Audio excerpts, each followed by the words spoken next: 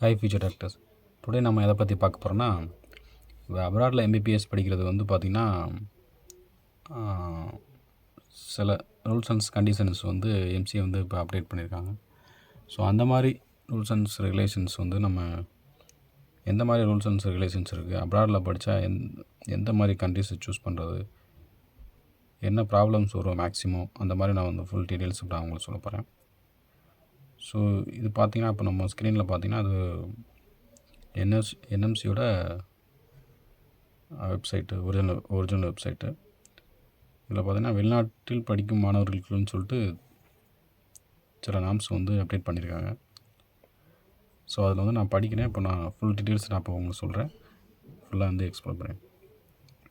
அதாவது சம்மந்தப்பட்ட இந்திய தூதரகம், இந்திய உயர் இன்ஸ்டிடியூஷன்லேருந்து பெறப்பட்ட தகவலின் அடிப்படையில் முன்னாள் இந்திய கவுன்சில் எம்பிபிஎஸ் அல்லது அதுக்கு சமமான படிப்புக்கான வெளிநாட்டு மருத்துவ நிறுவனங்கள் அல்லது பல்கலையின் பட்டியலை வழங்கியது என்பதை கவனத்தில் கொள்ள வேண்டும். அதாவது என்ன இப்போது ஃபஸ்ட் லைன் என்ன சொல்கிறாங்கன்னா அப்படின்னா,